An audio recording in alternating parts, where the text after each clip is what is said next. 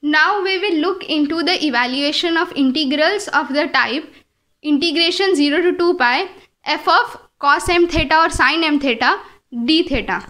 To evaluate such type of integrals, we have to first express the function, that is this function, in linear powers of cos m theta or sin m theta. Then we have to express only the numerator in terms of real part or imaginary part of e raised to I m theta or e raised to minus I m theta. If cos m theta terms are present in the numerator, then we'll write the real part, and if sin m theta terms are present in the numerator, then we'll consider the imaginary part.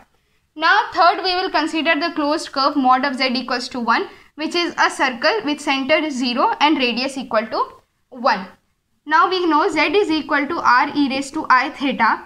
When the radius is equal to 1, we will get z is equal to e raised to I theta, and we can also see that d theta will be equal to dz upon iz. So in this function, now after point 2, we will replace all e raised to I theta terms by z, and we'll replace d theta by dz upon iz.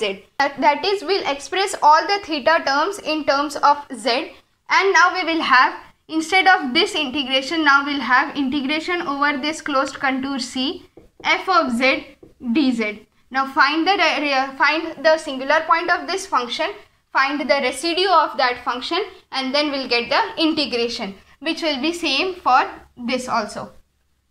Let's do an example.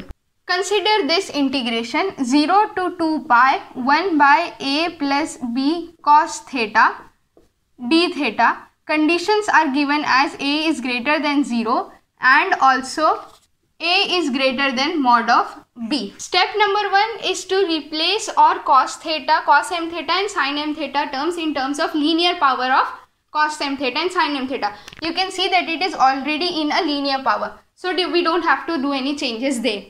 Second step was to express the numerator in terms of real part or imaginary part of e raised to I theta or e raised to I m theta. Now here this is just 1, so we don't have to do this step either. Third, now we will consider the closed contour mod of z equals to 1, which is having center at 0 and we are having radius equal to 1. Then here we will replace now we can write here integration 0 to 2 pi 1 by a plus b cos theta can be written as e raised to I theta plus e raised to minus I theta divided by 2 into d theta. Now we have to replace all theta terms by z, so we'll have here this is equal to integration 0 to 2 pi 1 by a plus b, e raised to I theta will be replaced by z and d theta will be replaced by dz upon iz. So now this integration will become closed integration over contour C will have e z plus 1 by z divided by 2 and d theta will change by dz upon iz. I will simplify this and I will get closed contour over C minus 2i divided by 2az plus bz squared plus b dz. Now in order to find the singular points, we will take the denominator equal to 0. So what I will get 2az plus bz squared plus b equals to 0. This is a quadratic equation. So the solution of this equation is minus 2a plus minus root of 4a squared minus 4b squared divided by 2b. This can be written as minus a by b plus minus root of a squared minus b squared divided by b. Therefore, z is having two values, minus a by b plus root of a squared minus b squared divided by b and minus a by b minus root of a squared minus b squared divided by b. Now we will have to see which of these lie inside this contour, whether both or one only or none of them. It has been given in the question that a is greater than b. So let's take a is equal to 3 and b is equal to 2 such that 3 is greater than 2 and also 3 is greater than 0. If I use this part, let's call this x and let's call this y. So if I take this term, then what will I get? The value of z. Z will be minus 3 by 2 plus root of 3 squared minus 2 squared divided by 2, which comes out to be minus 0.38. Now you can see this is lying inside this circle. We can find the residue of this singular point. If we consider the second root of z, then we'll get z is equal to minus 3 by 2 minus root of 3 squared minus 2 squared divided by 2, which will give us minus 2.618. Now it is clearly visible that minus 2.1618, this value lies outside this contour. Therefore, we will not consider this second singular point. Now considering only z as this value, we will find the residue. So therefore, residue of the function at z equals to x, I will use this form phi of z upon g dash of z at the point z equals to z naught. So this will be equal to minus 2i, this numerator as it is. Denominator, we have to take the differentiation of this denominator. So we'll have 2a plus 2b at the point z equals to x, where this is our x value. So if I put the value, I'll get 2bz. I'll get here 2a plus 2b into z is minus a by b plus root of a squared minus b squared divided by b. b and b cancels out, plus 2a minus 2a cancels out. We'll have here minus 2i upon 2 root of a squared minus b squared. 2 and 2 cancels out. We'll have minus a by root of a squared minus b squared. Therefore, our integration will be equal to 2 pi I into minus I up into this residue, minus I upon root of a squared minus b squared. I squared is minus 1, minus minus will become plus 1. We'll have 2 pi by root of a squared minus b squared. This is our answer. Therefore, some important integrals for the type 0 to 2 pi are integration 0 to 2 pi 1 by a plus b cos theta d theta. This is equal to 2 pi by root of a squared minus b squared. This is what we just derived. Integration 0 to 2 pi 1 by a plus b sin theta d theta is also 2 pi by root of a squared minus b squared. Integration 0 to 2 pi 1 by a plus b cos theta, just like the first one but the square of it, d theta will be equal to 2 pi a by a squared minus b squared the whole raised to 3 by 2. This was 1 by 2, this will become 3 by 2. Now one easy way to get this from these values is consider this integration. Integration 0 to 2 pi 1 by a plus b cos theta d theta is equal to 2 pi by root of a squared minus b squared.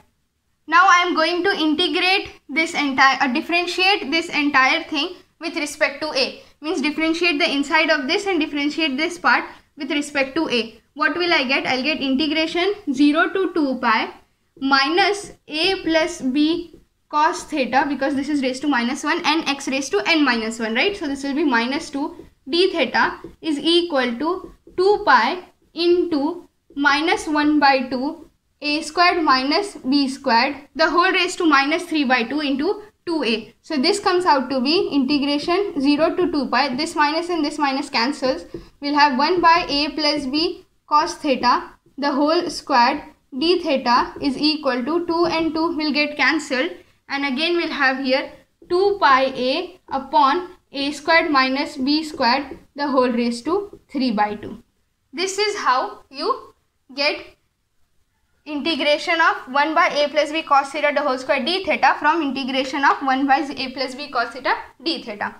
One more formula is integration 0 to 2 pi 1 by a plus b sin theta the whole squared d theta is equal to same thing 2 pi a upon a squared minus b squared the whole raised to 3 by 2. The second type of integrations are of the form minus infinity to infinity f of x dx.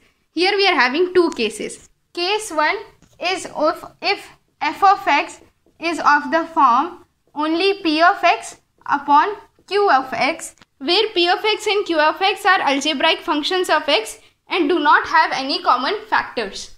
Also, as x tends to infinity, x f of x should tend to 0. Now here we are having the following steps.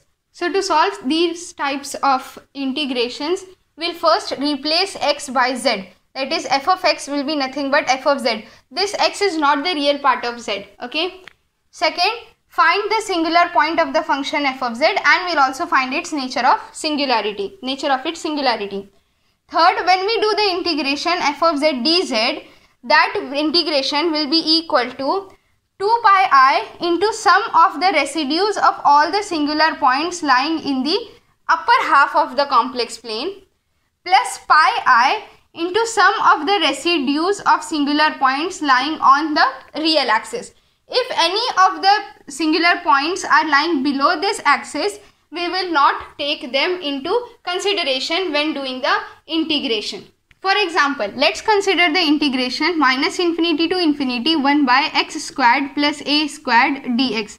Our first step is to replace x by z, and we get here 1 by z squared plus a squared into dz.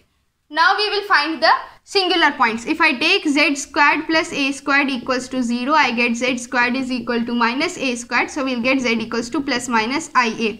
When we draw this region, we can see that z is equal to plus ia lies in the upper half of this complex plane, and z equals to minus ia lies in the lower half. So we are not going to consider the lower half part, we are only going to consider plus ia. And since it is lying in the upper half, we will take it as 2 pi I into the sum of the residues. As we get residue of the function at z equals to ia will be equal to limit z tends to ia, z minus ia. Since it is a pole of order 1, we will have z minus ia divided by z minus ia into z plus ia, non-essential singular point. This and this cancels out, and we put z equals to ia, we get 1 by 2 ia. Therefore, this integration I, or this integration which is same, therefore this I will be equal to 2 pi I into this residue which is 1 by 2 ia. 2 and 2 will get cancelled, we will have only pi by a. This is our answer. Now therefore some important integrations therefore are minus infinity to infinity 1 by x squared plus a squared, which we just found is equal, dx is equal to pi by a. Again, second, minus infinity to infinity 1 by x squared plus a squared the whole squared dx. This is equal to pi by 2a cube. How did I get this? The one easy way is, again we'll take this integration as we did before, x squared plus a squared dx is equal to pi by a. Now I am going to differentiate this inside term and this term with respect to a, and what I'll get is minus x squared plus a squared the whole raised to minus 2 into 2a dx is equal to minus pi by a squared. This is again integration minus infinity to infinity. Solving this, I'll get integration minus infinity, this minus and this minus will get cancelled. This 2a will go on this side. I'll have here 1 by x squared plus a squared the whole squared dx is equal to pi by 2a cube. That is what we got, pi by 2a cube. Third integration is minus infinity to infinity 1 by x squared plus a squared the whole cube dx. This is nothing but 3 pi by 8a raised to 4. This can also be found if you take this integration and differentiate the inside term and this term with respect to a. Next we have integration minus infinity to infinity 1 by x raised to 4 plus a raised to 4 dx. This is pi by root 2 a cube. Next, integration minus infinity to infinity 1 by x squared plus a squared into x squared plus b squared dx. This is pi by ab into a plus b. And one more integration is integration minus infinity to infinity x squared upon x squared plus a squared into x squared plus b squared dx is equal to pi upon a plus b. Case 2 is when our integration is similar, but here f of x is of the form p of x upon q of x into cos alpha x, or p of x upon q of x into sin alpha x, where these p of x and q of x are algebraic functions of x and do not have any common factor. Then as x tends to infinity, if p of x upon q of x tends to 0, we can solve these as First we'll write f of x in terms of real part or imaginary part of e raised to I alpha x or e raised to minus I alpha x. Then we'll replace x by z, find the singular point of f of z and the nature of singularity. Then as before, integration f of z dz will be equal to 2 pi I into sum of the residues lying in the upper half of the complex plane plus pi I into sum of residues of singular points lying on the real axis. And lastly, the integration minus infinity to infinity f of x dx will be real part or imaginary part, as we got here, of integration f of z dz. Let's consider the integration minus infinity to infinity sine 2x upon x cube dx.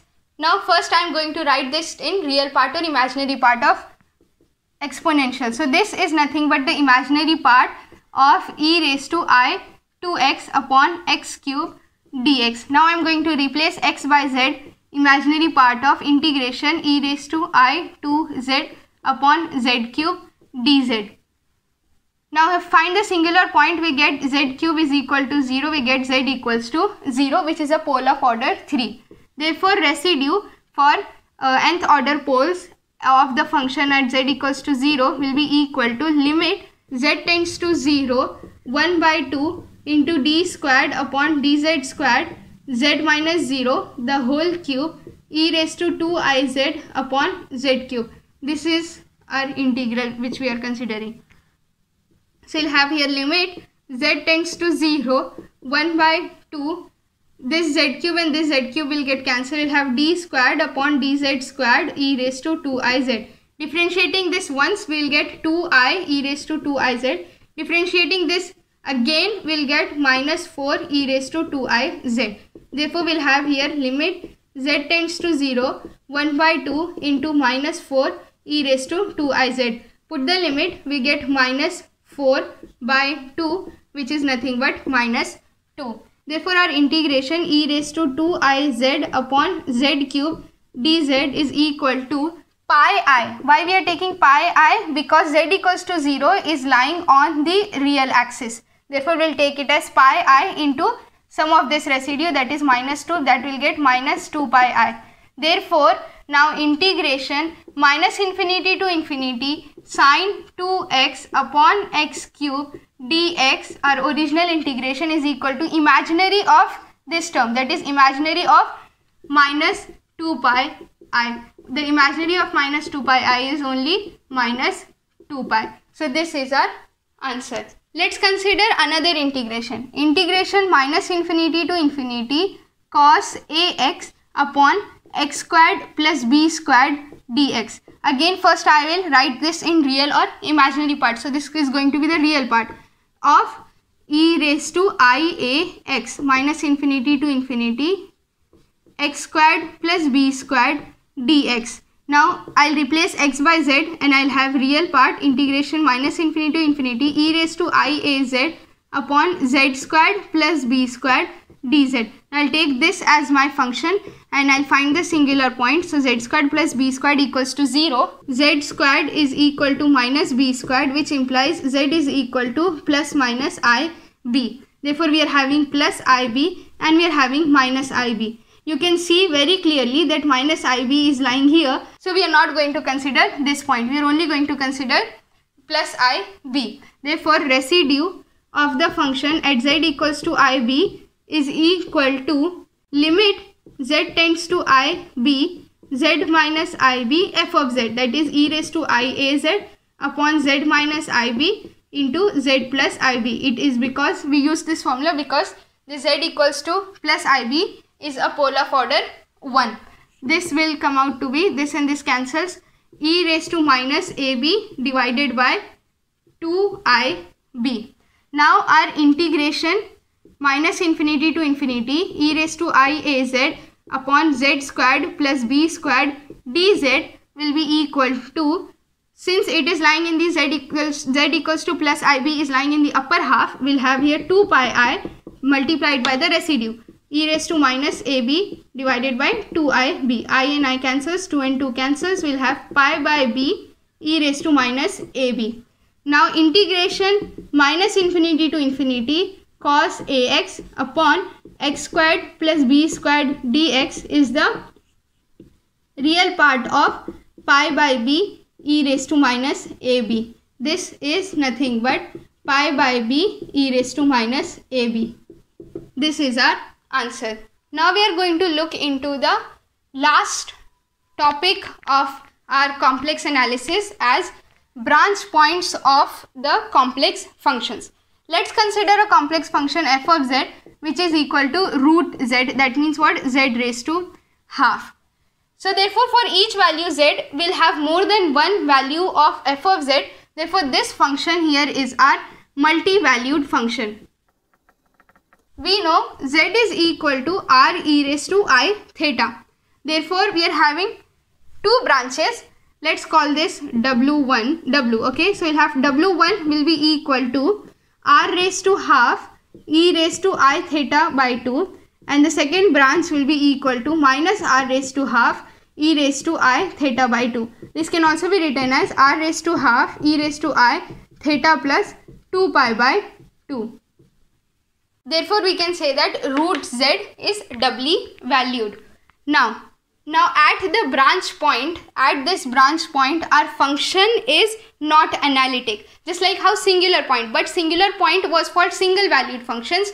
Branch points are for multi-valued functions. Let's consider an example. F of z is equal to cube root of z minus 4. That means what? Z minus 4 the whole raised to 1 by 3. And we have to find whether z equals to 4 is a branch point or not. For this, first we are going to find f dash of z, that is differentiate it first. What we'll get? We'll get 1 by 3 z minus 4 the whole raised to 2 by 3. Therefore for this function we can see that at z equals to 4, f dash of z is not defined because it will come 1 by 0. Since f dash of z is not defined, we can say that at z equals to 4, f of z is not differentiable.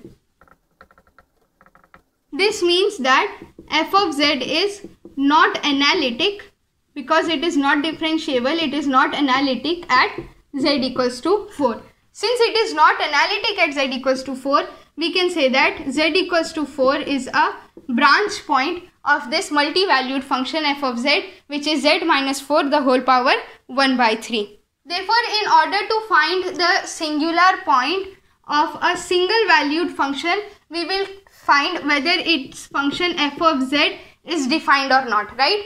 But for a branch point, that is for finding the branch point for multi-valued function, we will check whether f dash of z, its first order differentiation, is defined or not at that point. So with this we end with complex analysis, and in the next part we'll then begin with differential equations.